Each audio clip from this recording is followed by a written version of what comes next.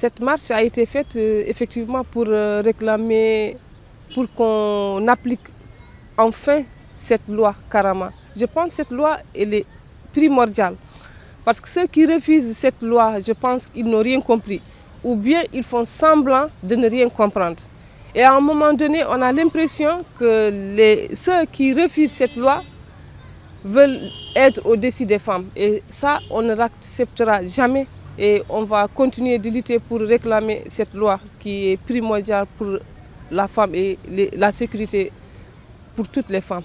Cette loi Karama, elle n'est autre que la loi qui va protéger la femme contre toutes les violences faites à la femme mauritanienne. En l'occurrence, le viol, le harcèlement sexuel, le divorce abusif, c'est-à-dire la pension alimentaire et aussi autres. Mais aujourd'hui, la société civile s'est rendue compte que le gouvernement mauritanien peut-être est en train de voir par quelle manière faire sortir cette loi. Et nous avons voulu soutenir le gouvernement pour dire voilà que nous sommes là, nous les femmes, nous les organisations de la société civile qui défendent la femme, que nous sommes là et que nous sommes prêtes à marcher, à aller, à crier pour que nous puissions quand même avoir notre loi qui nous protège. Donc c'est pourquoi cette marche qui a eu lieu le 27, c'est pour soutenir le gouvernement. Peut-être que le gouvernement a des problèmes avec les réseaux sociaux qui ont diffusé des choses qui ne sont pas bonnes et ce qui a ralenti un peu l'adoption de cette loi. Et les parlementaires aussi, au sein du Parlement malheureusement, il y en a qui n'ont pas compris que la loi Karama n'est pas la loi du genre, comme ils l'appellent en mot la loi non. Donc c'est après, peut-être quand nous sommes sortis et nous avons expliqué que nous-mêmes étant musulmans, la société civile, il ne faut pas qu'ils nous taxent d'autres choses. Cette loi ne vient pas de l'Europe, ni des Nations Unies, ni de l'États-Unis. Cette loi, elle a été mise en place par le gouvernement mauritanien. Mais il y a quand même un article en ce moment, à ma connaissance, qui a suscité la réflexion ou l'objet de débat des leaders religieux pour dire qu'il y a des malentendus dans l'expression écrite de la loi, de l'article 28, là où on parle de la séquestration et de l'enlèvement. Nous voulons que ce projet de loi soit voté par l'Assemblée nationale.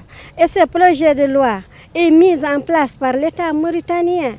Et je pense que s'il y avait quelque chose de grave, l'État ne va jamais instaurer, ne va jamais mettre en place cette loi. Et cette loi nous concerne chacun ici, parce que nous avons nos enfants. Nos femmes sont violées conjugalement dans leur maison, dans leur foyer et n'importe où aussi. Leur mari laisse les enfants en rade dans les rues avec leur maman et sans protection ni rien du tout.